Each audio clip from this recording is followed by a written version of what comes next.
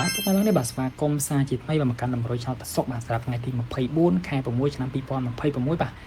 បាទហើយមុននឹងឈានដល់តម្រុយសម្រាប់ថ្ងៃទី24បាទសូមចាត់ពុកម៉ែបងយើងដែលទៅបញ្ចូលមកថ្មីឬក៏ទៅនឹងមើលមើល YouTube ឬក៏តាមដានលទ្ធផលតម្រុយសូមជួយចុច Subscribe ឲ្យតាមនេះផងបាទឥឡូវមុនឈានដល់តម្រុយសម្រាប់ថ្ងៃទី24គឺយើងងាកមើលតម្រុយសម្រាប់ថ្ងៃទី23សិនបាទឃើញថាថ្ងៃទី23តម្រុយតាបាទឆ្នោតយួនមក10កន្លះធីងណាបាទឃើញតែចូលបានអូ6តើអូ6គត់បាទចូលបាន63 62បាទឡើង2ប៉ោះតែម្ដងបាទមើលលទ្ធផល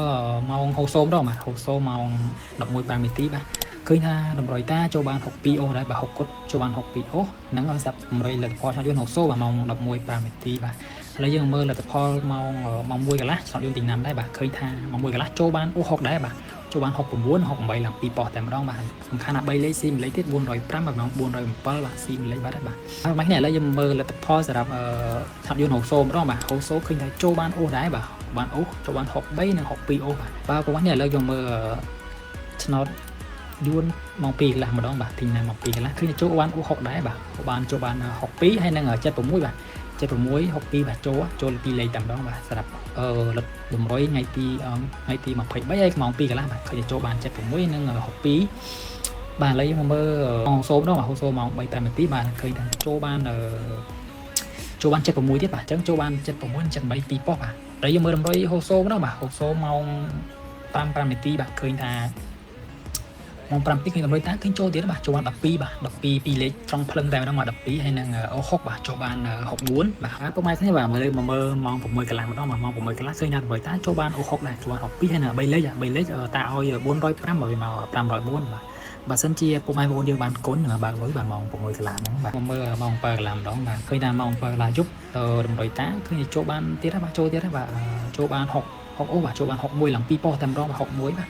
បងណាបាទចាក់61បាទអូដល់បើកលុយបាទ61បាទពុកម៉ែនេះឥឡូវយើងមកតាមដានតម្រុយប្រចាំថ្ងៃបាទសម្រាប់ថ្ងៃទី24បាទឥឡូវតាឲ្យតម្រុយថែមទៀតបាទហើយឥឡូវសម្រាប់ថ្ងៃទី24នេះគឺ2លេខថាឲ្យ89ហើយនឹង23បាទ9 8ហើយប៉ុសក្រម2លេខអំពើប៉ុសក្រមទៀតតាឲ្យ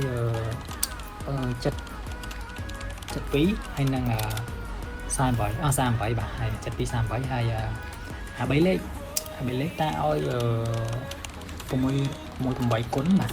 8គុណ3លេខថាម៉ោង20ថ្ងៃទី23ហ្នឹងចូល3លេខបាទ405បើសិនបងណាបានគុណចូលឲ្យពួកនេះបាទ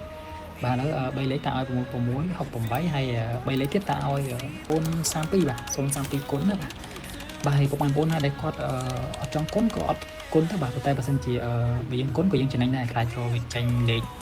អីលេខទៅយើងខាតហើយសម្រាប់លេខអូតា